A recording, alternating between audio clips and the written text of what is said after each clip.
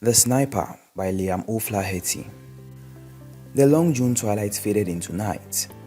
Dublin lay enveloped in darkness, but for the dim light of the moon that shone through fleecy clouds, casting a pale light as of approaching dawn over the streets and the dark waters of the Liffey. Around the beleaguered forecourt, the heavy guns roared.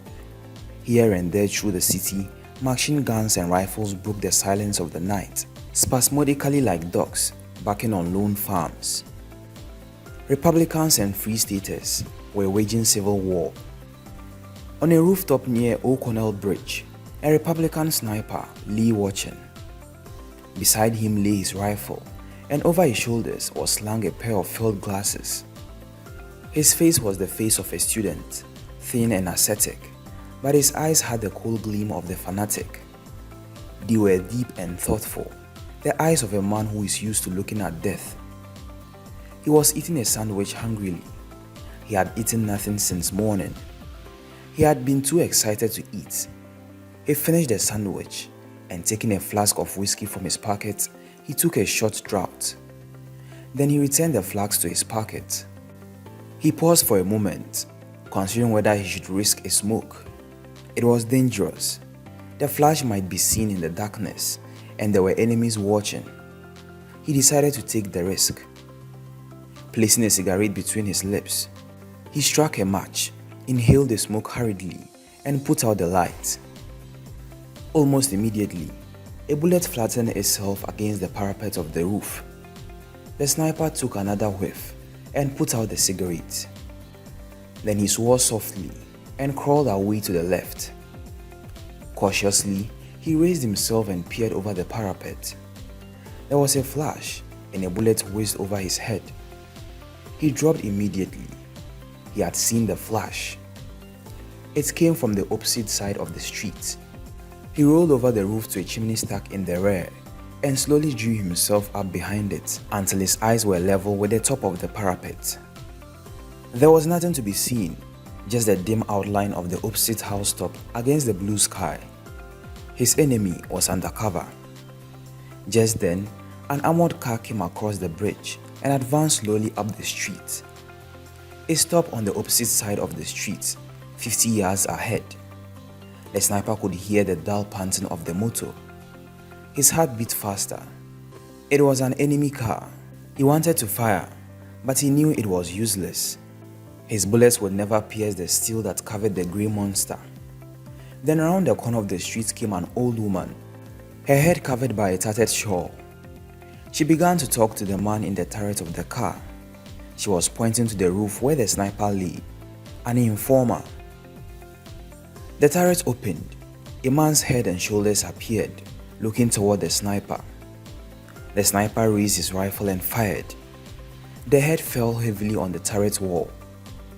The woman darted towards the side street. The sniper fired again. The woman whirled round and fell with a shriek into the gutter.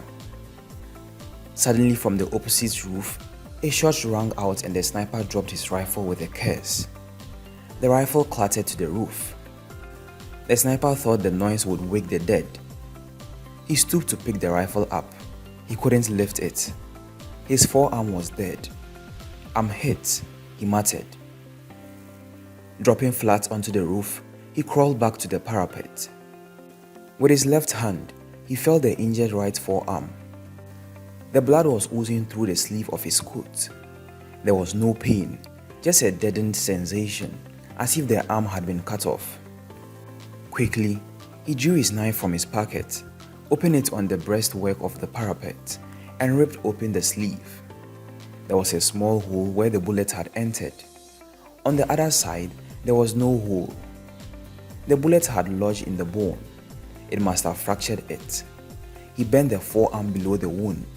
The arm bent back easily. He ground his teeth to overcome the pain. Then, taking out his field dressing, he ripped open the packet with his knife. He broke the neck of the iodine bottle and let the bitter fluid drip into the wound. A paroxysm of pain swept through him. He placed the cotton wadding over the wound and wrapped the dressing over it. He tied the ends with his teeth. Then he lay against the parapet and, closing his eyes, he made an effort of will to overcome the pain. In the street beneath, all was still. The armored car had retired speedily over the bridge, with the machine gun's head hanging lifelessly over the turret. The woman's corpse lay still in the gutter. The sniper lay still for a long time, nursing his wounded arm and planning escape. Morning must not find him wounded on the roof. The enemy on the opposite roof covered his escape. He must kill that enemy, and he could not use his rifle. He had only a revolver to do it. Then he thought of a plan. Taking off his cap, he placed it over the muzzle of his rifle. Then he pushed the rifle slowly upward over the parapet until the cap was visible from the opposite side of the street. Almost immediately, there was a report, and a bullet pierced the center of the cap. The sniper slanted the rifle forward. The cap clipped down into the street. Then, catching the rifle in the middle, the sniper dropped his left hand over the roof to let it hang lifelessly. After a few moments, he let the rifle drop into the street. Then he sank into the roof, dragging his head with him. Crawling quickly to his feet, he peered up at the corner of the roof. His ruse had succeeded. The other sniper, seeing the cap and rifle fall, thought that he had killed his man. He was now standing before a row of chimney pots, looking across with his head clearly silhouetted against the western sky. The Republican sniper smiled and lifted his revolver above the edge of the parapet.